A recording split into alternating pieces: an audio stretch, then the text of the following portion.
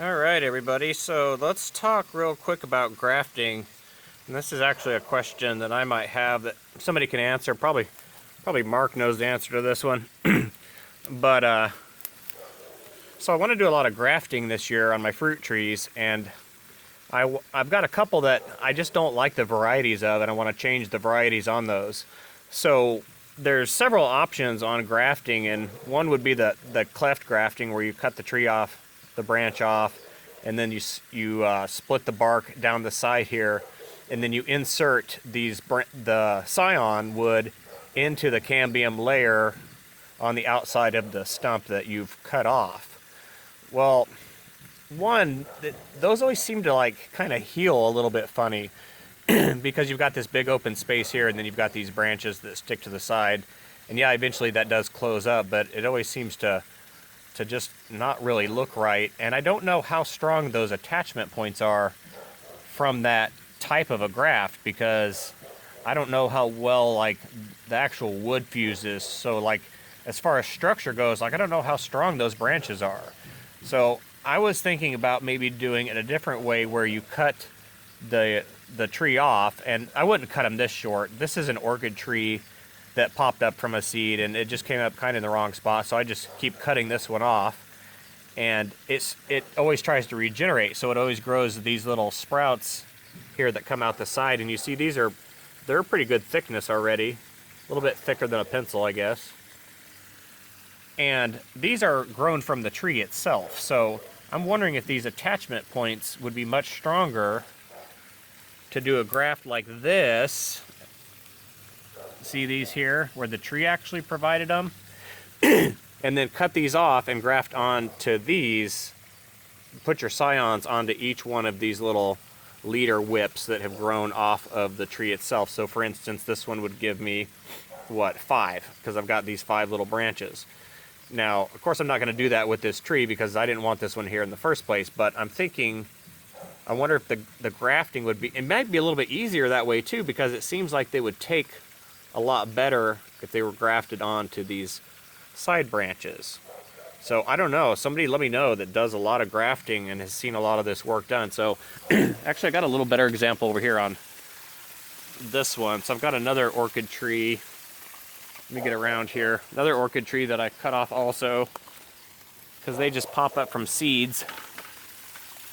So this is more like what I was thinking. So see this here? We've got it to about, I don't know, 3 feet tall, and then I cut it off there. And then see, it's got all these branches that shoot off the side, even over there where I like really damaged it. Like it's really attached. See that there? So I'm wondering if it'd be easier. So like this one would give me, wait, 1, 2, 3, 4, 5, 6, 7 maybe.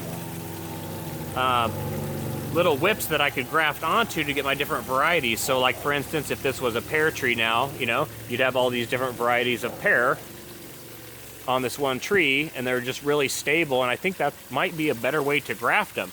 So I think what I might end up doing is cutting them off, probably here maybe in the next month, shorten all the ones I want to, and then they'll grow these sprouts.